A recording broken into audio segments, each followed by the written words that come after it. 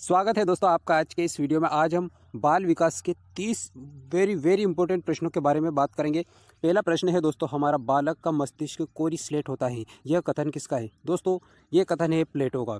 बालक का मस्तिष्क कोरी स्लेट होता है, यह कथन प्लेटो का है। अगला प्रश्न दोस्तों, खिलौने की आयु किसे कहा जाता है? दोस्तों खिलौने की आयु शेषवावस्था को कहा जाता है। किस अवस्था को कहा जाता है? शेषवावस्था को खिलौने की आयु कहा जाता है, क्योंकि शेषवावस्था में दोस्तों बालक खिलौनों के माध्यम से सीखता है, खिलौनों के द्वारा खेलता है।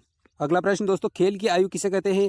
तो खेल की आयु दोस्तों बाल्यावस्था को कहते हैं, क्योंकि बाल्यावस्था में बालक खेल खेलता है। और खिलौने की आयु शेषावस्था को कहा जाता है, क्योंकि खिलौने के माध्यम से बालक शेषावस्था में खेलता है और बाल्यावस्था में आकर बालक खेल खेलने लगता है।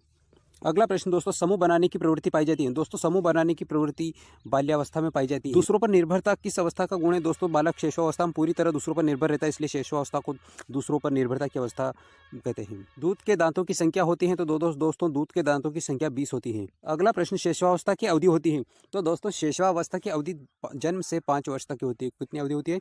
जन्म से 5 वर्ष तक की शेषावस्था कहलाती है। प्रश्न दोस्तों, 20वीं शताब्दी को बालक की शताब्दी किसने कहा? दोस्तों ये परिभाषा है क्रो एंड क्रो की। क्रो एंड क्रो ने 20वीं शताब्दी को बालक की शताब्दी माना है। अगला प्रश्न दोस्तों, शैक्षिक दृष्टि से बाल विकास की अवस्थाएं हैं। तो दोस्तों शैक्षिक दृष्टि से बाल विकास की अवस्था है शेषावस्था, बाल्यावस्था और किशोरावस्था है। कौन कौन सी? शेषावस्था, बाल्यावस्था और किशोरावस्था। काम प्रवृत्ति की न्यूनता होती है। काम प्रवृत्ति दोस्तों सेक्स प्रवृत्ति जो होती है वो सबसे कम किस अवस्था में होती है? तो वो बाल्यावस्था के दौरान काम प्रवृत्ति सबसे कम होती है। बढ़ेंगे आगे, जीवन के प्रथम 2 वर्षों में बालक अपने भावी जीवन का शिलान्यास करता है, यह परिभाषा किसकी है? दोस्तों ये परिभाषा है स्ट्रेंग की।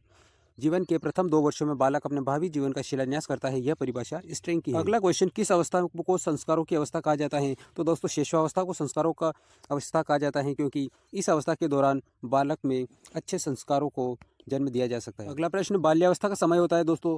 तो शेषावस्था का समय दोस्तों जन्म से लेकर 6 वर्ष का होता है और बाल्यावस्था का समय 6 से 12 वर्ष का होता है। इसी प्रकार किशोरावस्था का समय दोस्तों 12 वर्ष से लेकर 18 वर्ष तक का होता है। दोस्तों शेषावस्था का समय होता है, शेषावस्था का समय जन्म से 6 वर्ष तक का होता है। अगला क्वेश्चन, किशोरावस्था का समय होता है दोस्तों 12 वर्ष से लेकर 18 वर्ष तक का किशोरावस्था का समय होता है। जीवन का अनोखा काल कहा जाता है। दोस्तों बाल्यावस्था को जीवन का अनोखा काल कहा जाता है। किस अवस्था को अनोखा काल कहते हैं? बाल्यावस्था को। सीखने का अनोखा काल कहा जाता है। दोस्तों सीखने का अनोखा काल शेषावस्था को कहा जाता है और जीवन का अनोखा काल बाल्यावस्था को कहा जाता है। संग्रह करने की प्रवृत्ति पाई जाती है। दोस्तों बाल्यावस्था के दौरान संग्रह करने की, एकत्रित करने की प्रवृत्ति बच्चों में सर्वाधिक पाई जाती है। आगे गिरोह गैंग वाली अवस्था कहा जाता है। तो दोस्तों गिरोह और गैंग वाली अवस्था बाल्यावस्था को कहा जाता है। अगला प्रश्न दोस्तों, नैतिकता का अभाव पाया जाता है। तो दोस्तों शेषावस्था के दौरान नैतिकता का अभाव पाया जाता है, क्योंकि इस समय में बालक बहुत ही छोटा होता है, उसे संस्कार या नैतिकता के बारे में किसी प्रकार की कोई जानकारी नहीं होती है। अगला प्रश्न दोस्तों, बालक का मन कोरा कागज होता है, यह कथन किसका है? तो दोस्तों यह कथन है रूसो का। अगला प्रश्न दोस्तों, बालक का मस्तिष्क कोरा कागज होता है, यह कथन किसका है?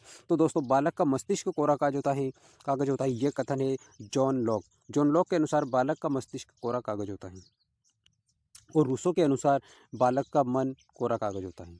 अगला प्रश्न दोस्तों, बाल्यावस्था को जीवन का अनोखा काल किसने कहा है? तो कोल एंड ब्रूस ने बाल्यावस्था को जीवन का अनोखा काल कहा है। किसने? दोस्तों सिगमंड फ्राइड की एक परिभाषा है, बालक जो कुछ बनना होता है वो प्रारंभ के 4-5 वर्ष में बन जाता है, यह कथन किसका है? तो दोस्तों ये परिभाषा है सिगमंड फ्राइड की। किसकी है? Sigmund Freud. इनके अनुसार बालक को जो कुछ भी बनना होता है वो प्रारंभ के 4-5 वर्ष में बन जाता है। अगली परिभाषा दोस्तों थार्नडाइक की है, ज़्यादातर एग्जाम में आती रहती है। 3 से 6 वर्ष की अवस्था अर्ध स्वप्न की अवस्था होती थी, ये किसने कहा है?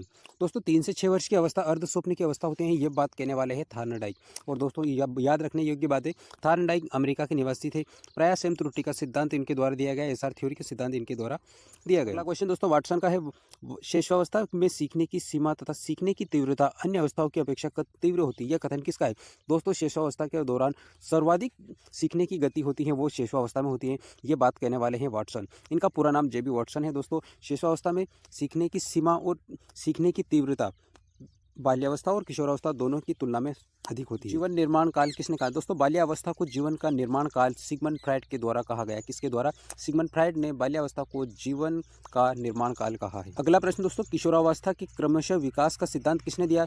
तो दोस्तों क्रमशः विकास का सिद्धांत किंग के द्वारा दिया। किसके द्वारा दिया गया? किंग के द्वारा दिया गया। बढ़ेंगे दोस्तों आगे, किशोरावस्था में किशोर वर्तमान की शक्ति और भावी जीवन की आशा का परिवर्तन काल है। दोस्तों ये परिभाषा किसकी है? तो ये क्रो एंड क्रो की। क्रो एंड क्रो के अनुसार दोस्तों किशोरावस्था में किशोर वर्तमान की शक्ति और भावी जीवन की आशा का परिवर्तन का क्वेश्चन 29वां, सुस्ती की अवस्था किसे कहते हैं? दोस्तों सुस्ती की अवस्था, बालक अधिक सुस्त किस अवस्था में रहता है? तो वो बाल्यावस्था के दौरान रहता है। तो सुस्ती की अवस्था कहा जाता है दोस्तों बाल्यावस्था को। बढ़ते हैं दोस्तों अगले प्रश्न की ओर। वीडियो का लास्ट प्रश्न दोस्तों, चैनल को प्लीज़ सब्सक्राइब कर लीजिएगा। वीडियो पसंद आए तो लाइक कीजिए, कमेंट कीजिए और अपने दोस्तों में ज़्यादा से ज़्यादा शेयर कीजिए।